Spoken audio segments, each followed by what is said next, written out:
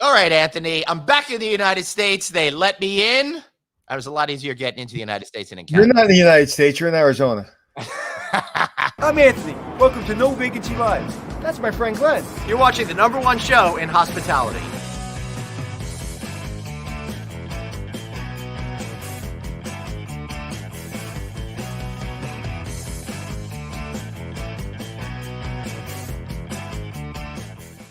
Hey, everybody. You got Glenn Hausman over here, and that is the one and the only Anthony Melchiori. Thanks for joining us today on No Vacancy Live. Anthony, it's really exciting to be with you today. I had such a great week in Canada, but before we get to that. Before we do that, can I introduce Yes. our guest for today? Yeah, sure. Glenn Hausman, welcome to the show. Anthony Melchiori, welcome to the show. Thank you. All right, so the fact is, last week we had so much fun doing this one-on-one together. We decided to do it again this week. Plus, Anthony, we've got so many great interviews that I'm going to be recording down here at the lodging conference later this week. I figured you guys are going to get enough content. Let's us have a little bit good time. One of the guests we're going to be having on the show, I think later this week, and I'm doing a quick interview with him, is Jim Alderman. He's the CEO of Radisson, and I've really come to like those guys. And over here at the lodging conference, they're going to be making a big push. So if you're down here at the lodging conference in Phoenix, it starts this afternoon, make sure you check out those guys. Consider developing a property with them. They've got a lot of great ideas. Anthony, you saw that Radisson Red over at the Miami airport. We had them on talking about that product. Beautiful. That looks like a beautiful hotel, right? Absolutely beautiful. I love what they're doing over there. Yeah, really. Yeah, sorry, I didn't mean to cut you off. Really symbolic of where they are headed. Sorry, for guys, I'm a little cuckoo for Cocoa Puffs today. Make sure you check them out at RadissonHotelsAmerica.com, and it is development. So, Anthony, what's going on with you? How was your weekend? Well, I'm going to just look at you in the eyes and not look at my camera because it gives me a headache. So tell Suzanne I'm sorry. Actually, I was supposed to be in Arizona with you, and things got canceled due to circumstances out of my control. And I decided not to make the flight because I didn't really need to. And so I'm working from home this week. And then I'm coming out to Vegas to visit you. We're doing the best. You're doing the Best West Conference, and we're going to do our podcast from there. Yeah, so right now, Anthony, still trying to figure out all of our content for next week when we are in Vegas.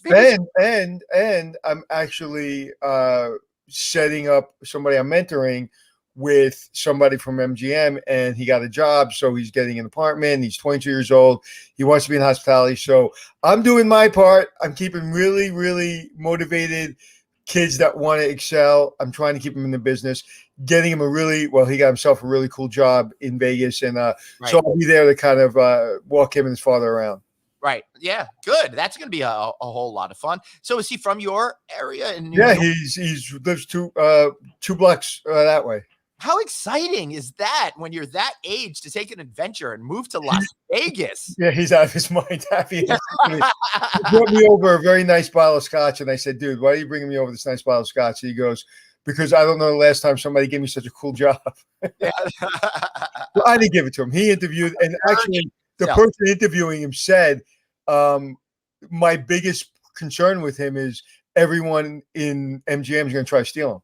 Like he says he's not on an elevator, he's on a rocket ship. And I believe that. I wouldn't introduce him to my friend who I hold dear in my heart at MGM if he wasn't a rocket ship. So the kid's a rocket ship. That's awesome. Well, I hope we have some great interviews set up. I'm working with MGM right now, as a matter of fact, to try to get some really good content while we are at the MGM Grand next week. Hopefully that'll come through in the next day or two, so my anxiety could start to relax. And I'll tell you, speaking of my anxiety, Anthony, trying to get back into the country, while it wasn't as difficult as getting into Canada, it's still pretty stressful. Because they're like, get out. Yeah, it's still pretty stressful because you got to go and you got to figure out the whole test thing. And I want to thank the good people over at the Malcolm Hotel where I stayed on Friday and Saturday evenings, and they were the guests on this week's Friday Night Audit. What an incredible property.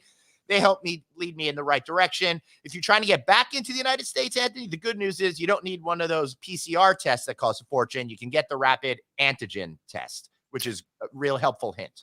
Oh, that's great. And so you passed all your tests? I did. Or in this case, got negatives. So finally getting a negative on something was a positive for me. It was about time. So I'm positive that you're good at getting negatives. yeah. So you know how they've got the vaccine passports and stuff like that up there. And Right. everywhere you go, you're basically showing your vaccine card all there. But as we discussed on the show last week, they're calling it a vaccination, something exemption program, which means if you are vaccinated, you're exempt from rules that were put in place and you're allowed to go out and enjoy yourself. So it's pretty funny. Everybody's getting into the routine. But like anything else, if you really don't want to show your vaccination card, you can kind of get around it. There was this one place I accidentally went in a different way as opposed to the main entrance, right? And I was free from having to show all of that kind of proof. Yeah, I've been going to some restaurants, and I was in a restaurant in New York City by myself having lunch, and he said, I need to see the vaccine card. I literally went to my phone because it's in my phone. You know, I have the Excelsior pass. Mm-hmm. And the time I looked up, he was at my table sitting me, and he goes, "Don't worry about it." So he didn't ask for it. I was just at another restaurant. No one asked for it. So, you know, it's going to come down to people are going to have to be, you know, they're going to be fined, and then they'll start asking for it. You know, I feel I'm kind of all I understand it. I'm actually a fan of it. But it really does put the restaurants as the police officer. So, and listen, they're short-staffed. They got enough going on to have somebody manning the front looking for vaccine cards. It's tough. But the good news is I've seen a lot of restaurants in the city. The city, I will officially say I was in Friday, and it looked like it was, even without the corporate, it looked like it was 100% at capacity. It was packed. Yeah, I hear Saturday night in the city was particularly bonkers. I actually saw there's some videos on YouTube talking about that. It's like New York City is back, you know, and they showed a lot of people having fun on Saturday night. Listen, I went to 23rd. I had to be in the city to pick up my daughter, who was not here at this part, but she was with a friend at 23rd and 10th, where all the clubs are. Right. It's like, I don't know if you know this, Glenn, but like 11 o'clock at night, that place is like Times Square, you know, during Christmas. It's packed. There's lines around the corner. That's where all the clubs are. And there's cops closing down streets. And it's been like that since I remember, for 20, 30 years. And it was fully loaded. Right. There was the, you know, on each corner, the drunk 25-year-old college graduate. There was the two guys in the middle of the street yelling for a cab. There were people getting in the wrong Uber. I was like, yes, New York is back. I love it. But, you know, speaking of those vaccination cards, I just wanted to make one more point about how silly some of these things can be. And again, you know, we were talking last week when I was on the airplane, everyone was vaccinated. You were saying it's to protect the staff and all of that. But how about this one, Anthony? In order to fly back into the United States, I had to prove that I had a negative test. So you clear customs in Calgary and you're in the little USA area, right? That's considered U.S. Territory before you get on the plane. And every single person in there has been vaccinated and they are short-staffed. But then they have a guy outside the restaurant checking everybody's vaccinations cards, even though in order to get in, I had to show it 3 times already to get that far. So seems like, to me, a waste of the manager's time to be checking cards when he's trying to, in between, run and help with this, that, and the other thing as well. You know, somebody makes a good point. I don't care which side of the aisle you're on, but if you see some politicians, they're when they're on camera, they all have their mask on. The second they're off camera, they're all congregating without their mask on, walking around. And so there's a lot of hypocrisy. There's a lot of double and triple threat, overdoing it, 2 or 3 different lines. But you know what? At the end of the day, it's about keeping people safe. And it's crazy, man. No one plans for a pandemic. Dude, we're almost, I hate to say it, we're almost 2 years in. And if you're in China, you're in 2 years. You're over 2 years. Right. Jeez. But we're 2 years in. I would say January is when it started percolating here in the States. And February is when it hit us. But yeah, almost 2 years in, but dude, it's crazy. Yeah. I agree. So I see we got a good question starting to come in and stuff like that. But Anthony, before we do that, I do want to say that I'm here. I'm going over to where the main lodging conference is after we do this show today. But last night I got in and I'm staying at the Adero Scottsdale. It used to be another resort, but it changed over, and they've been refurbishing it. They did a big expansion over here, and the GM is our friend Dieter Schmitz, who was formerly at the Riggs in DC. So, Dieter. yeah, he's a high end GM, so I'm sure it's going to be great things. How's the hotel look? the hotel looks phenomenal. And I really, really, really, really, guys, tried my best to show how awesome this place is this morning. And I got all set up, and I got the mountains in the back. And after those Rocky Mountains last week, the Canadian Rockies, these mountains don't look that great. So I'm not too sad about it. But I really wanted to have that spectacular Arizona background going over here. But that freaking Arizona sun, kept coming and coming and coming, and it was just washing out everything. You couldn't see anything. You couldn't see me. So what the hell? I decided to come indoors, but I want to tell everybody this resort is amazing. What's the name of it again? Adero, Adero, Scottsdale. It used to be Copperwind Resort or something like that. And they put a lot of money in it. They changed it. It looks absolutely beautiful. Come on, guys. I would recommend highly staying over here. They've got a beautiful pool area, outdoor area if there are drinks and stuff like that, with the chairs and the tables and the couches all on grass. It looks absolutely phenomenal, Anthony. And Dieter said we've got to come back here and do a proper show with him one day. Let's go, man. We'll love to do a show there. Talking about beautiful and renovation and money and nice hotels. I can sell you the Mandarin Oriental for about $100 million in New York City. Yeah. So the New York Post put up an article today that the Mandarin Oriental was in New York was going to sell. Do you have that, Suzanne? It's $100 million. They're thinking it's going to go for. I can't imagine it's going to go for $100 million, but it was valued at $300 million. I mean, in the best of times, it's worth even more than that. So if somebody can come in and get it, they can get it for a steal. The problem with that is, Go ahead. No. I just pulled up the article and I was going to say, hey, I finally got it. Please continue. I'm sorry. So pull up the article I'm talking, but the good news is you can get it for, a discount. The bad news is it takes a lot of money to run that hotel. Right. It's a union hotel. It's a high-end hotel. It's expensive. It's an expensive real estate, expensive taxes. I think the tax abatement is gone. I don't think there's any more tax shelter for that hotel because now it's open. Probably it's got to be 20 years. So they've got they're up for sale. It's a great hotel. I like it. I like the Mandarin Oriental. I like the lobby. I liked when they had the lobby bar open. The rooms are nice, but they're very clean lines. Very, I don't know. I like them a lot. They're not maybe my favorite suites in the city, but they're very, very nice. But the building and the location is fantastic. So if you got $100 to $200 million and then a lot of cash money in the bank, I got a hotel to sell you. Yeah, I mean, that's a great deal, though. $100 million. But again, it's a great deal, but you sell the business on the business. So you sell the hotel on the business, not like an apartment building. So what are the taxes? What's the mortgage going to be on that? What is the labor? What is it costing? I think they're open. Yeah, they are open. So you don't have to reopen the building. They don't have to reopen the building, but it's owned a small percentage by Mandarin Oriental. I think 20% is owned by the company itself, and then a group out of Dubai that I guess is trying to liquidate. So it's a good opportunity. There's three things. One, they're either cash strapped.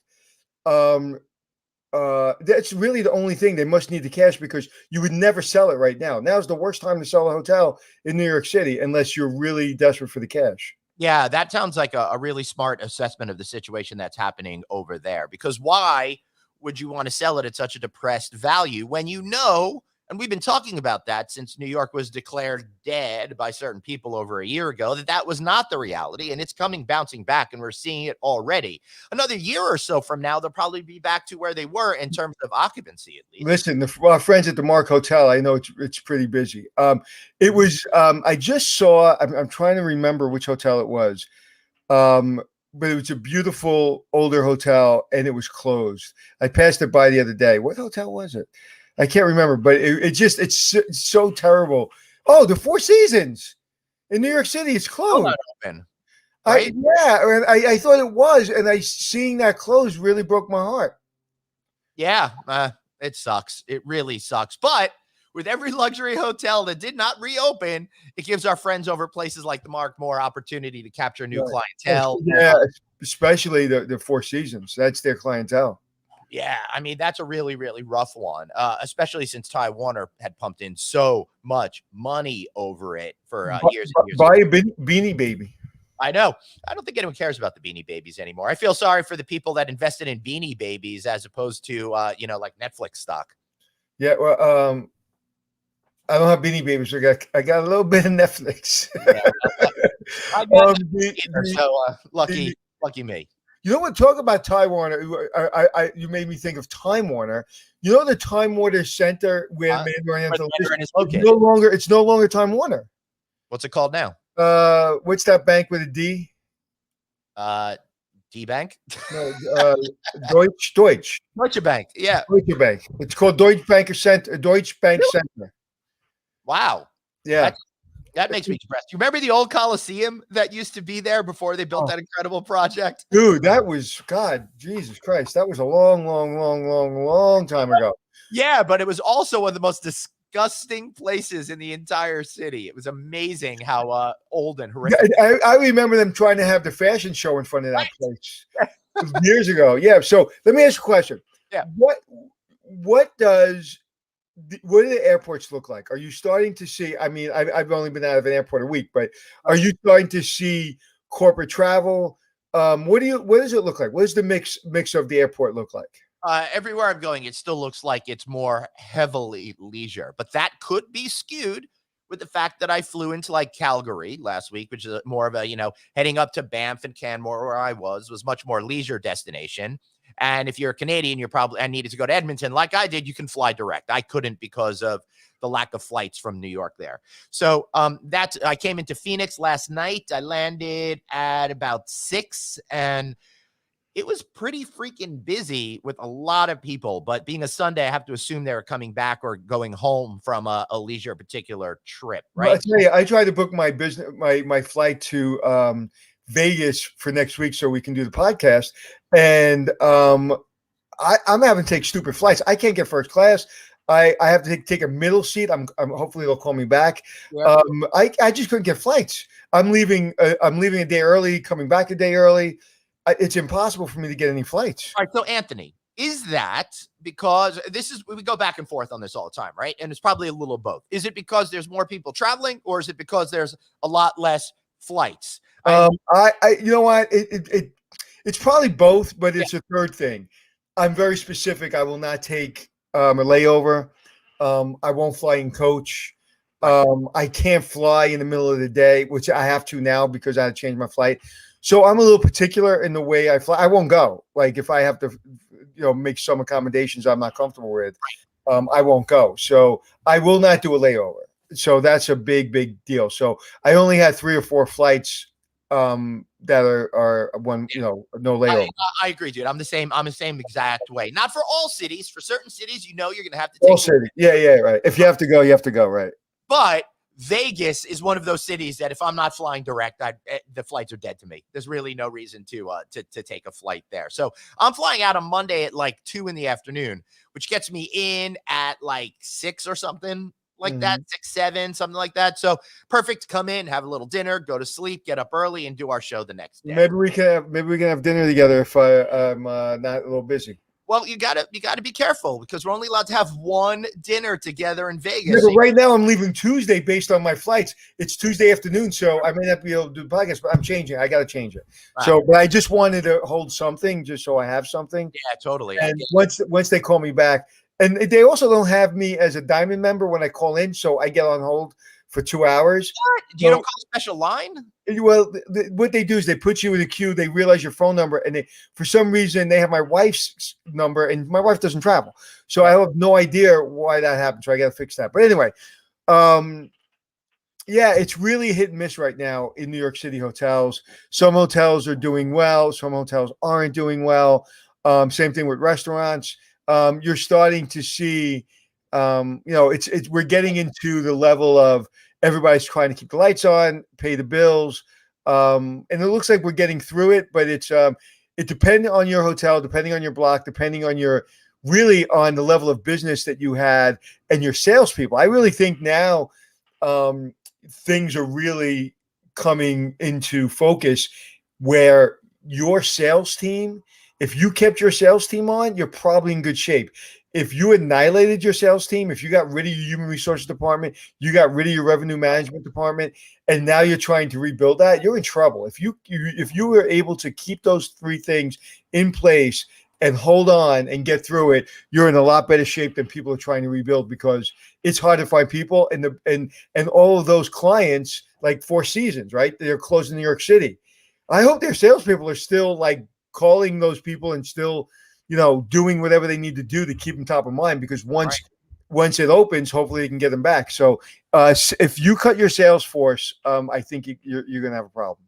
You certainly are going to have a problem going forward, but it's really tough for some of the hoteliers to do that, right? They feel so cash strapped right now, right? Sure. So even though that's a penny wise, pound foolish move, what would you say to hoteliers that are in that situation? You have to spend the money, even if you feel like you're on the defense. Listen.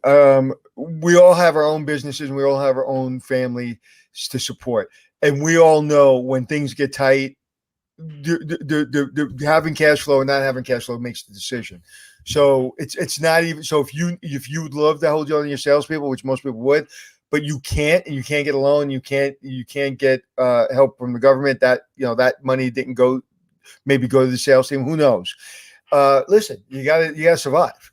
And remember the first day we were going down, I say cash flow and be quiet. Cash flow and be quiet. Just be, cash flow and just stay in your house and take care of your family. Right. When I say cash flow, just apparently I must have said Siri. But so I'm never gonna tell people how to handle their money or their cash flow. But if they're desperate, man. Right. Yeah, for sure. All right. So I've got one thing to say to Ed Bastian over at Delta Airlines. Ed, I know you've done a great job through this. So this is just a helpful hint to you. When on your website, when you have the information about coming into the United States and it says antigen test, it's not clear whether or not that's a rapid test or not. And none of the people that I speak to at Delta wasting all their time when they can help other customers have an answer to that. Please, on that page, all you need to do is put in parentheses, rapid tests are okay. You'll save a lot of hours of time for your employees over there and a lot of mental stress on people like me who weren't sure exactly what to do and were afraid of showing up at the airport with the wrong test. So that's so you got both tests. You got the rapid and I just got it said antigen test on there, but we hear rapid antigen test. Oh, okay. Is that an antigen test? Does that count? Does the rapid one count? I don't know if it counts, right? Because there's so much misinformation and confusion out there, particularly as things constantly change. The clearer you could be, the better. Now, I contacted Delta customer service with the text messaging app that they have, right? And when they responded to me, they had the nerve to tell me in print that it's up to me to interpret what the website says. That seems to me to be a computer that is not properly geared to text. There's no human that texted you that. No, that came directly out of a computer. I had a conversation with the person. I'm trying to pull this up right now. I have to go through all the survey stuff that I did where I gave them ones out of 5 because it was really disgusting. Hold on. Seriously, this is going on and on and on and on. And this is a human being you're going back and forth with. Right. So she wrote, shit, I just lost it. I'm sorry, guys. This is really terrible radio. Hi, antigen test to get back into the USA. Is that rapid test or not rapid test? And then she's like, you will have to interpret what Delta.com says or contact the embassy. So I wrote, what do you mean interpret? It's a yes or no answer. Do rapid tests count or do they not? And then she's right. If rapid tests are listed, then they would count. I said, it says antigen test. Do rapid ones count? And then she's like, I need to know all your confirmation number, your reservation number, origin, destination. I'm like, I don't need to provide. I'm still thinking it's computer giving you those answers. I don't know. It might be. And then she got pissed at me, or he got pissed at me, or it, if it's a computer, got pissed at me and just basically ended the conversation with me. So Delta Airlines, very frustrating. I know you guys are really awesome. You're doing an amazing job through all of this, and I'm going to love you forever. But I hope that you guys totally understand that that was something that could easily be fixed. That'll save a lot of people a lot of There's no way there's somebody sitting there texting 100,000 guests. Yep. So it's got to be a computer. I can't imagine a customer rep would, because I talk to them all the time, and they're all nice and very. Every human being I speak to is amazing. So, they work really, really hard to get you the answers. So, all right. Ed's a listener. No, I do not think Ed's a listener. But one time, Micah, I wrote an article, and I was having trouble, Anthony, with the TSA at the time, because Delta and the TSA weren't talking to each other, and I stopped getting my pre-check listing. This is 5 years ago, guys, right? So maybe even a little bit more. So I wrote in an article that, hey, TSA, if you happen to be looking at this, I know you're not, but if you happen to be looking at this, could you help a boy out, right? So about 2 days later, one of my buddies calls me. He's a PR guy. He goes, dude, I just got a call from the TSA. They're looking for you. So I called them back, and it worked out great. And I wound up creating a great relationship with them over time, which has been fantastic. But, it's nothing like going right to the source to get some help. That's for sure. That's funny. We're TSA is looking for you. It's like, hey, Joey Gambino's looking for you, Glenn. You got to come in, Glenn. You got to come in. All right. So we got 26 minutes down of banter already. So let's go to what the people want to say in an official segment we're calling Ask Anthony and Glenn. Yes. So next time we do this, I hope to have some fun music. I was going to say, we need a jingle for that. We do need a jingle for that. We'll get it. But we're making slow progress over here. All right. So first question is, hold on. Sorry, everybody. Colleen was asking, I have a question for both of you. What's your favorite American city? Vegas not included. And I'm going to take New York off that list too, Anthony. What's your favorite? You go. No, people are going to be shocked. Go ahead. All right. New Orleans. I love New Orleans so freaking much. I love the food. I love the culture. I love the live music. I love everything about it. And it also doesn't feel classically American, which adds to the fun factor as well. I have too many to name, so everybody's very close to my top, because I really like a lot of cities. Your favorite city is on my least favorite city. I'm not a big fan. I know everybody in New Orleans is going to kill me, but not a big fan. I think I may have told you when I was down there with my crew, there was somebody harassing my team for like 2 days, and I just didn't feel. I don't know. It's just not my vibe. You're gonna be shocked that when Colleen asked that question, Cody, Wyoming. I love Cody, Wyoming. I love being a cowboy. I love the hotels there, the horseback riding. I just love that feeling. I love the rodeo. I love rodeos. So I don't know. I love Cody, but I love Nashville. I love Chicago. I love Miami. Believe it or not, There's a lot. I just love America. I love upstate New York. So I really can't pick one.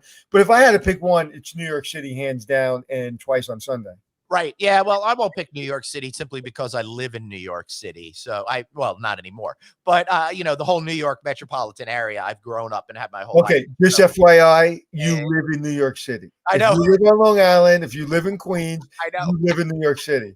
If you live in Albany, no. Right. Buffalo, no. Right. North of Westchester County, that doesn't count. Right. Yeah.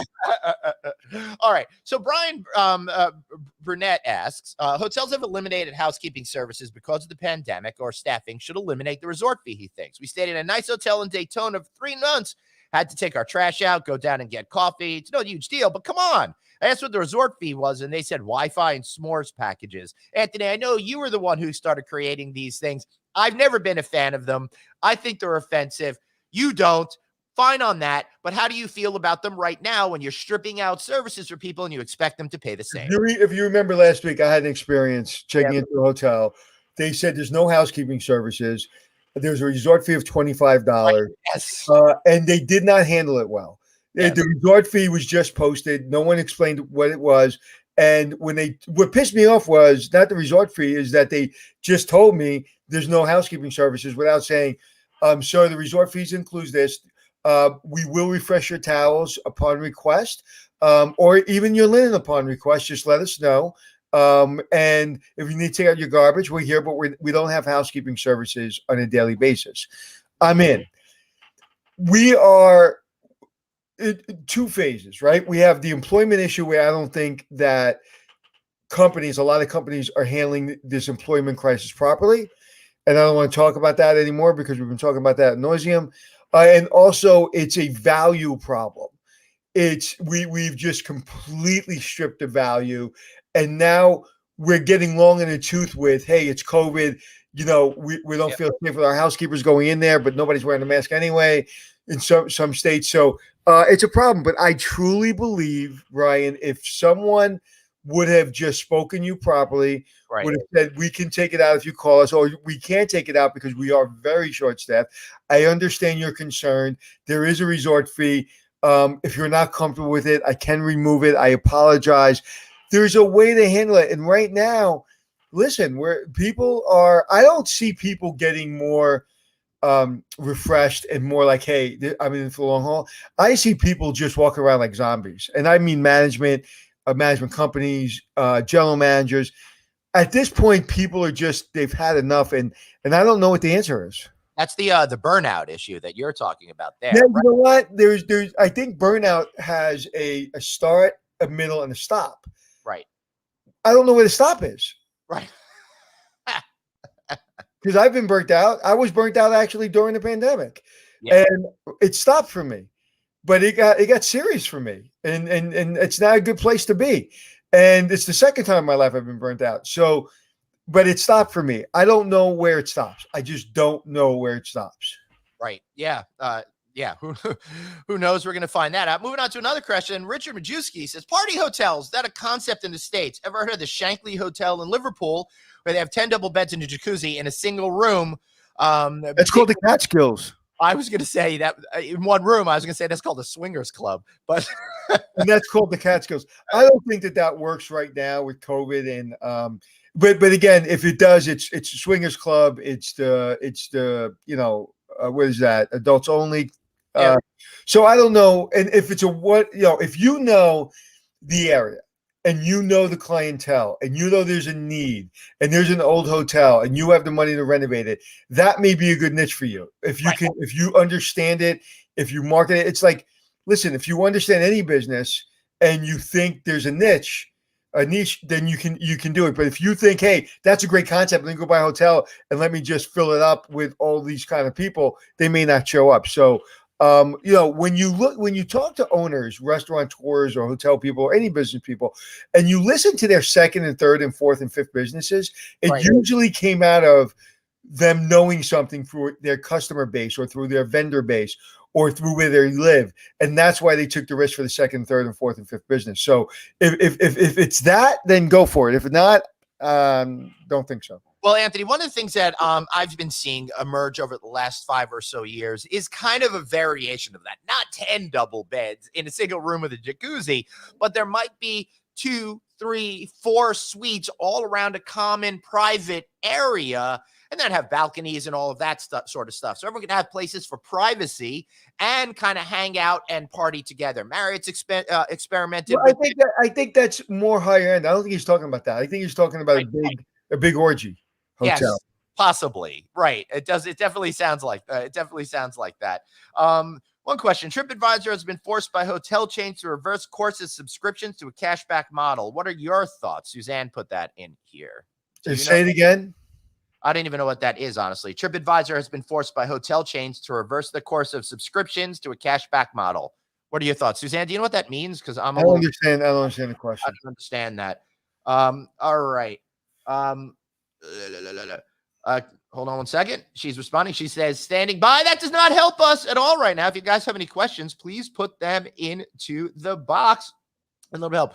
Glindra has cleared up all of the questions on of the tests here. Well, the thing is, I didn't know all antigen tests are rapid tests. One word on Put that back up. Put that back up. one word on a website that can satisfy a lot of questions. Okay, now Kalindra, as people that follow this will know, she's my assistant, and she also worked in 5 Diamond Hotels as a concierge, and now she's working with a company that puts film crews and testing together, and she works on this day in and day out. That's why I made my own flight to Vegas for next week. Kalindra, in case it helps, antigen tests are all rapid tests. I'm reading it. Can you put it back up? Sorry. All rapid tests that result in about 15 minutes. High complexity PCR tests will typically take 8 to 48 hours to return. Right. There are also rapid molecule tests performed by all those places, and devices that will result in about 30 minutes. Mm-hmm. Okay. Thank you, Kalindra. Yep. That was very, very helpful. It's good to know that they're all rapid, because it's like, you're trying to get work done, or you're on a vacation. The last thing you want to think about are all of these. Our last guest said the word communication. Who was our last guest on last week? We had Peter Ritchie on and Jeremy. Yeah, I think Peter Ritchie's the one who said communication. Communication. Everything's solved with communication. If somebody said, "Oh, sorry, it's a rapid test," and I'm sorry for the confusion, you have a wonderful day, I like your hair. All they had to do is that, and you're flipping out like skipping down, Yellow Brick Road. Right. Do you need her to fix your flights, Anthony? No, but I'm going to need you to cancel it and rebook it.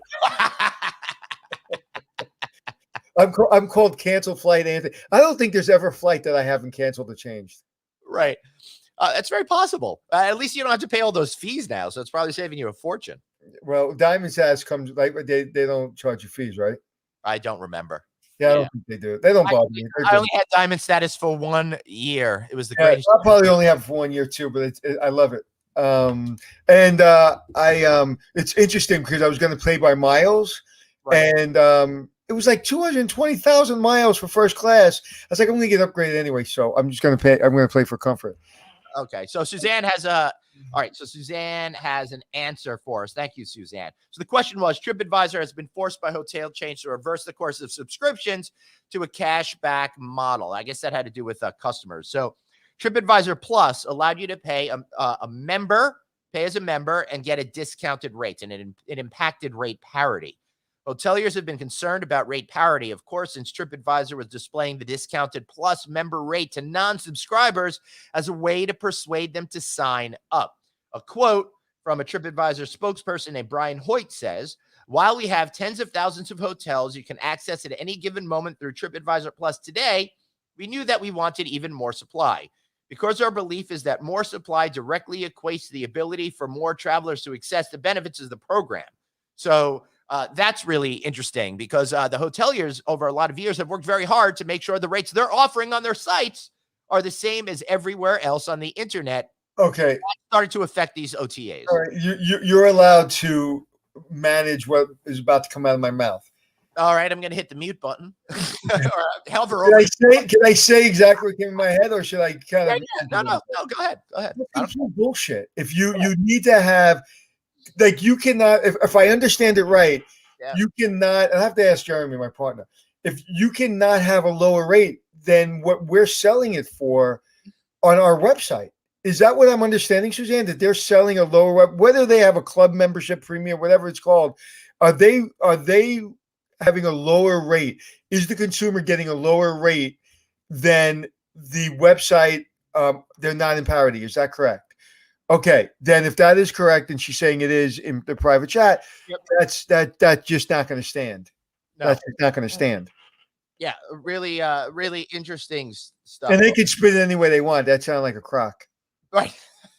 Well, everybody spins everything the way that they want. That's the nature of the universe. And there goes our TripAdvisor sponsorship, Glenn. And it was just about to get signed too.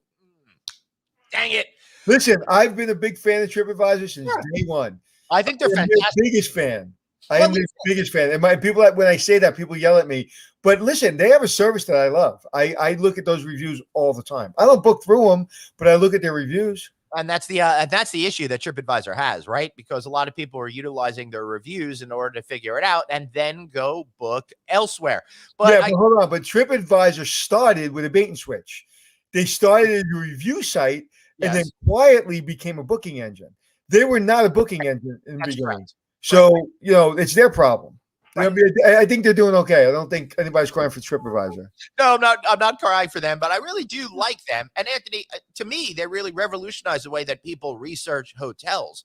How did that impact you, for example, when you were at Nickelodeon? Because I think that was kind of at the beginning of that era, wasn't it?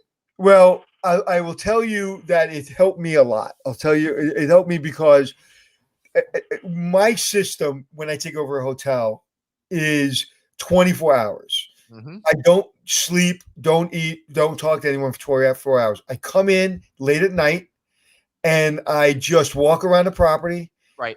I talk to some people. Like when I say talk, I don't really get into. You're not going to ignore them. You're going to I say introduce myself, yeah. but I walk the property and I'll go eat something. I'll use the men's room, but all because it's such a big property. Yeah. I get into almost every room, every complex, everything. And as I was doing that, I wrote down all my notes. And then it goes into my computer. Right. So now I don't need anything else. I don't need meetings. I seen it. Now I go online. Mm-hmm. And I make sure that my computer, which is my brain, and TripAdvisor are saying the same thing. And 100% of the time they are. What I saw firsthand is what the guest is experiencing. So I use that to basically cement what I've seen, and then I go about my business. So, and I also like the fact that's transparent. We have a goal. We want to be number one on TripAdvisor. We have a goal. We want to be number one for cleanliness. We have a goal that we want those awards. We have a goal of being on the top of the list because you get more average rate, more occupancy if you are. So I think it really sets the bar high. I love that people tell me if I suck or if I'm great. And it did one thing that was very interesting. We had a big problem. I'm not gonna because Nickelodeon's name's attached to it, and I love Nickelodeon. I'm not gonna attach what the problem was because it wasn't their fault, but it was a big problem, and I found that problem through all the comments on TripAdvisor. And we had to spend $250,000 to fix the problem, but it would have taken me maybe a month to figure out the problem if I wasn't reading TripAdvisor. So, as a manager, as an executive in the industry, I find it invaluable. So let me ask you this question. If I'm a general manager and I'm about to take over a new job, should I read all those reviews in advance to prepare me, or should I go in blind, see what's going on, and then refer to TripAdvisor to confirm and add to what? Well, it's not natural. I didn't read them because the owners of the Algonquin bought the Nickelodeon, so I was taking the job after they made me an offer I couldn't refuse, and so I had to go. And I don't remember reading the reviews, but typically it wouldn't be fair if I said that I didn't read reviews or general manager shouldn't. You should read them, but that does it like you'll read like the first 5 or 10.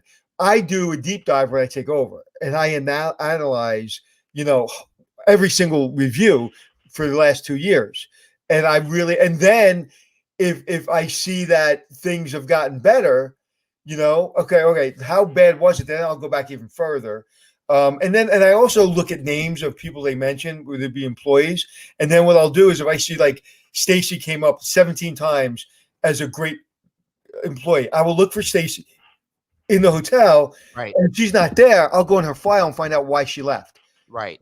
I've never done this, but I've had the list, but I've never called. I wanted to find out why Stacy left or why John left. So there's so many ways you can use it for your benefit. I don't like not knowing, and you know this about me. I want to know everything when I want to know everything. I don't want to know it 2 weeks from now. I don't want to know it 2 weeks later. When I want to know everything, I was just talking to my nephew who's an engineer, and I asked him 1,000 questions yesterday because he's a senior at Manhattan College in engineering. And he goes, Uncle Tony, you're asking me a million questions. I said, because for 3 years, you said in the first year, you go, Uncle Tony, I'm just learning this stuff. I don't know. So I waited 3 years. You're a senior. You better know this shit. And he did. I asked him, what's the perfect concrete? How steel and concrete work together? How, like all kinds of questions. So when I want to know the questions, I do a very, very deep, hard dive. And then that will then tell me how to go about my business, how to show up.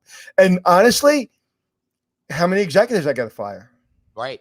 Yeah, that's rough. So, I encourage all general managers out there, look on TripAdvisor, see what the truth is. Of course, if you're not responding to negative or positive reviews, you should. And there's another thing I don't like. Yeah. And I'm not saying for big hotels or busy managers that are regional. Like if I was a regional, I may use them. But I'm not a huge fan, if I'm a general manager, of using those third-party sites that look at all your reviews online for you and then give you a report. If you don't have 10 minutes to look at media, all the sites and see the comments on a daily basis, and you don't have your team looking at them, come on. I could see if I had 30 hotels, but if I have one hotel, give me a break. Anthony, and there are a lot of tools out there. If one of your companies want to advertise, will say your name, but they aggregate all of that information and tell you exactly what you need to do, simplifying it. You don't have to go to 20. I'm talking about one hotel. If you have one hotel, you should. No, I mean, what I'm saying is it aggregates all the stuff from TripAdvisor and Expedia. Yeah, but I could do it myself every day. Go on 5 minutes. It's all aggregated here. All right. All in here. All right, Mr. Aggregate. We got to get going. We got to get going out here. Any final thoughts before we wrap? Yeah. Time flies when you're not having fun. I know. Imagine if you enjoyed this, how quick it with no other questions? No. And we've got to get going. Run? Yeah. Okay. All right. Let's go. Not run. Do you have any final thoughts? And then we'll wrap up. Final thoughts? Like going to the electric chair or like the end of the show? I mean, you already had your final meal. I saw you got that chicken. Delicious, but yeah, I leave you on this. Just smile. Be nice to people. Say please and thank you. Yep. I know it's hard. It's hard. I mean, I've had some bad service lately, and it's hard. I still tip well, but I look at them and go, it just doesn't cost you anything to say hello to me, man. Yep. All right. Awesome. All right. Tomorrow on the show, we've got Alan Roberts, and he's awesome dude, and he runs Hilton Garden Inn as their global head. So we're going to talk all about that. And on Wednesday, we got a special show. Instead of Anthony and I doing this, I'm hosting a general session on Wednesday at the Lodging Conference, which starts at 9:25 Arizona time, 12:25 Eastern time. I've worked it out, so we're gonna do that session live. Then I'm recording a whole bunch of interviews on Wednesday afternoon. We're going to run a couple of those on Thursday and use some of that, I think, as content when we need it. Anthony, let's talk offline, see if you have any availability to jump onto some of those interviews as well on Wednesday, if you can. All right? Okay. All right, everybody. Thanks so much for being here. We'll see you tomorrow with Alan Roberts. And remember, you've got one life, so blaze on. Oh, wait, no. Oh, my God. You know what I forgot to do? The graphic. That's right.